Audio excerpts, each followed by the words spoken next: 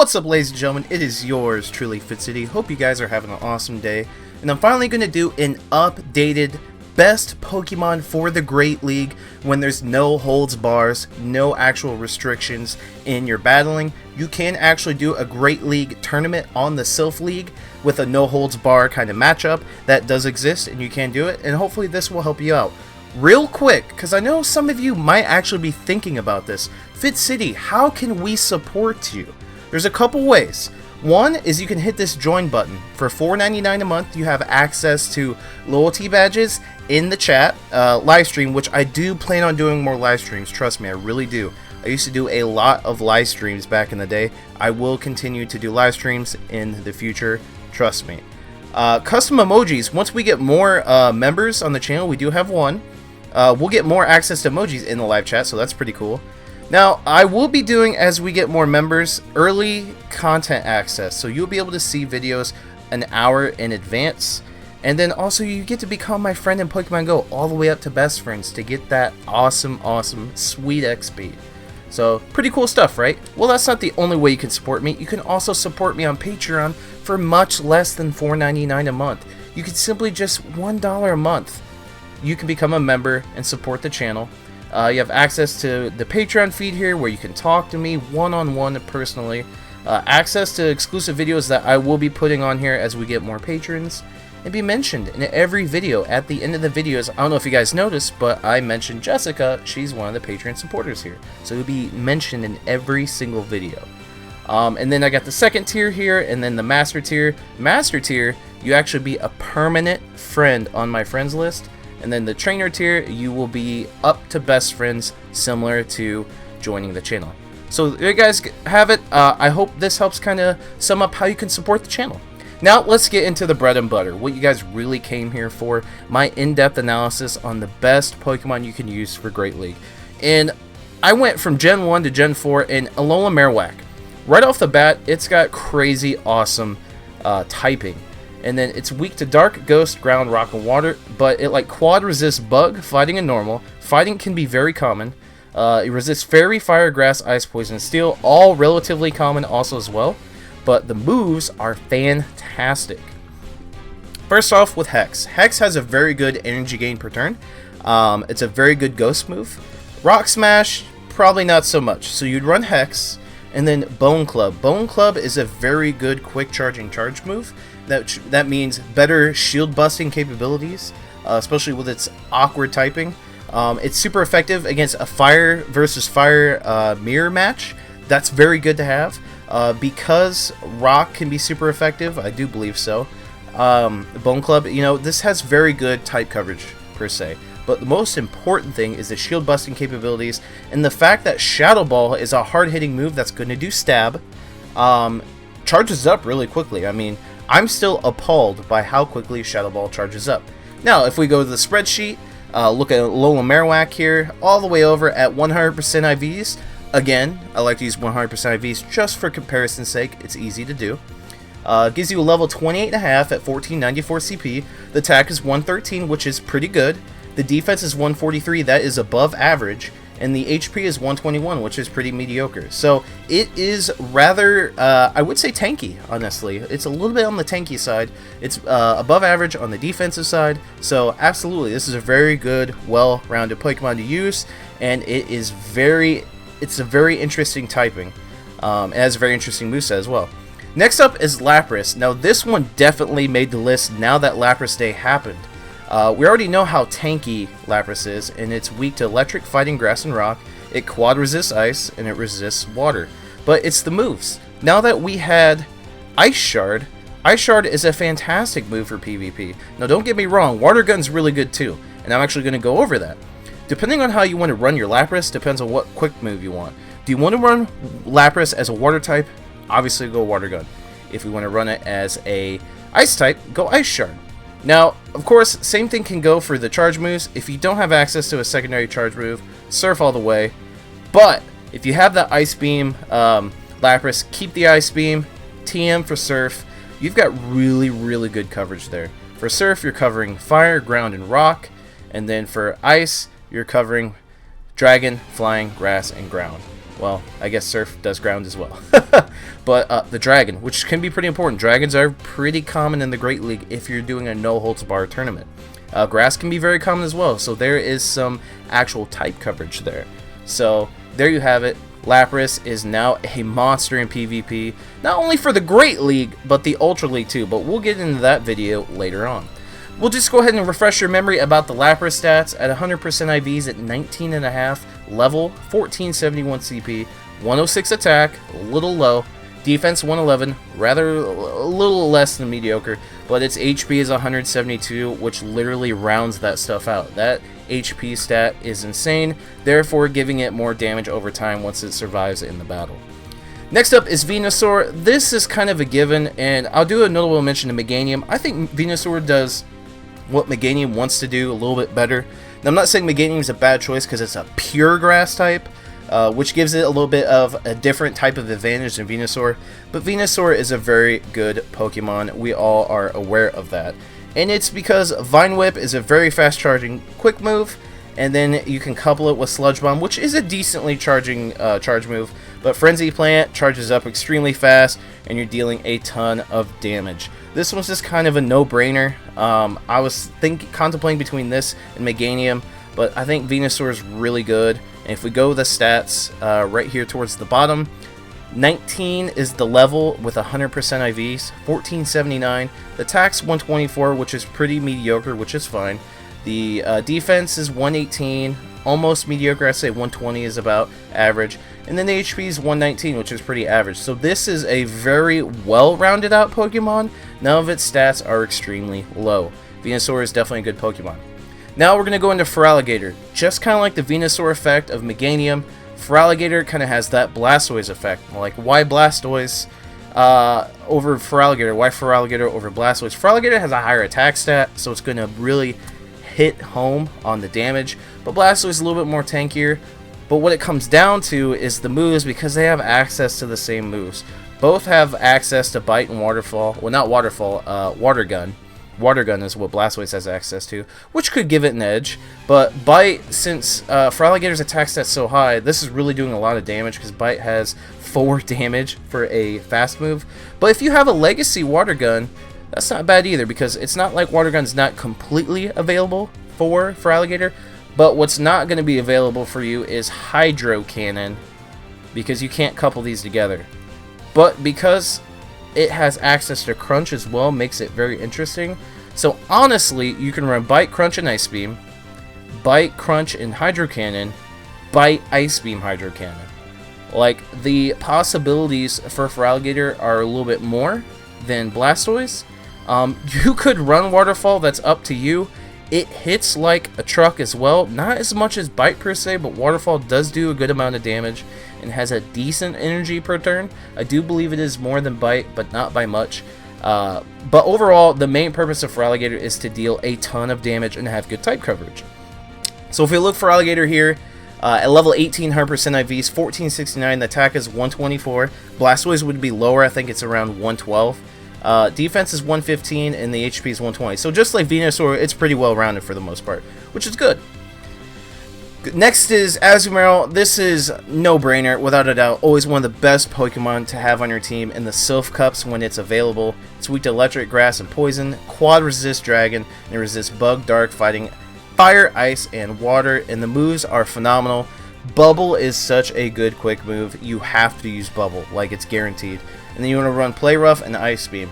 So you're probably thinking, why not Hydro Pump? Well, if you're already doing super effective damage with Bubble, that actually will suffice. It's absolutely ridiculous. And then Play Rough is good for just regular stab. It doesn't charge up extremely fast per se, but coupled with Bubble, it does charge up faster than normal, as opposed to using Rock Smash.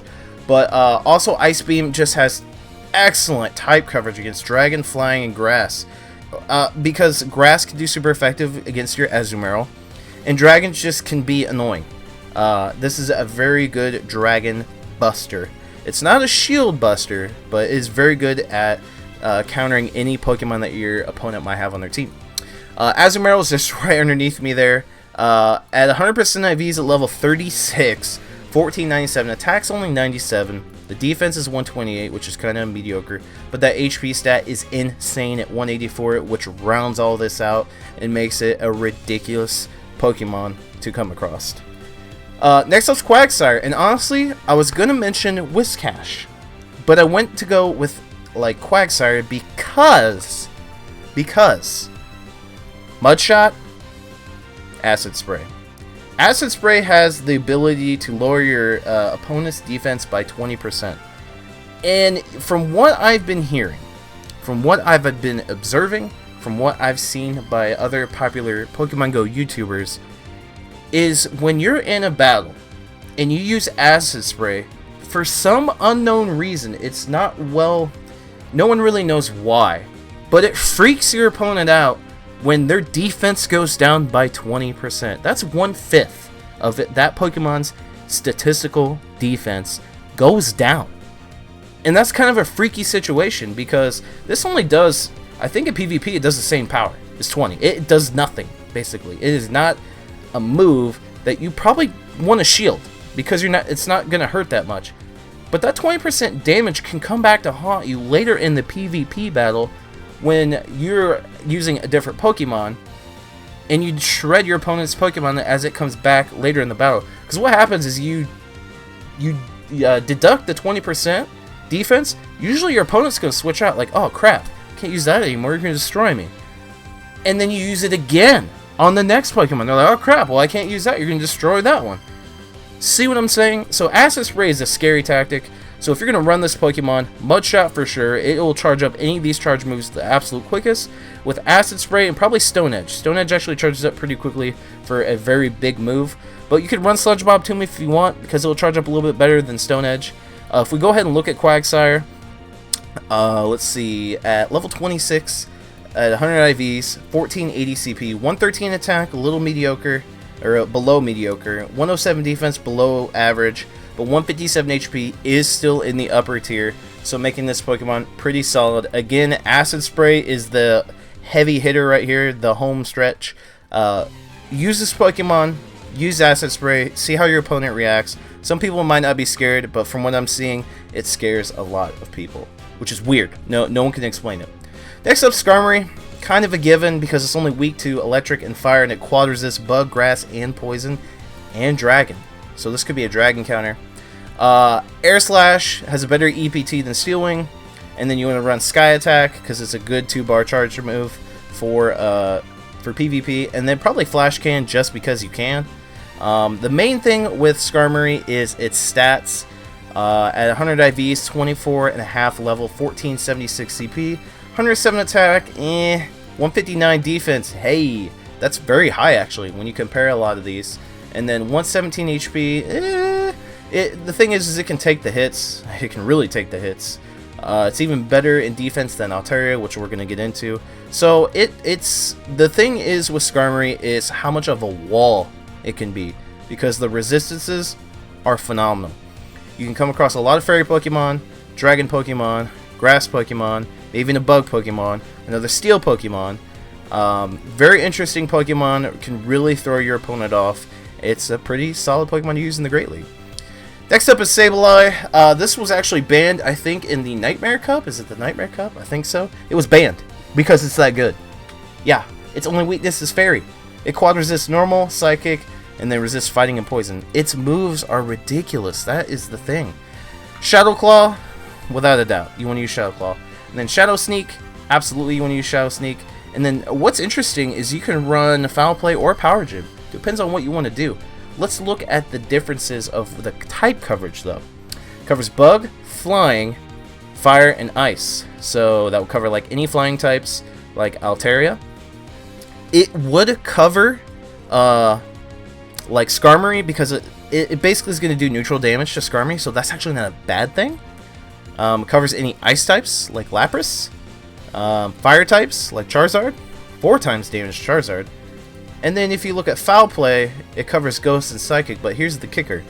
You're running Shadow Sneak already because it charges up extremely fast. You don't want Foul Play. Run Shadow Sneak and Power Gym. You'll be good to go.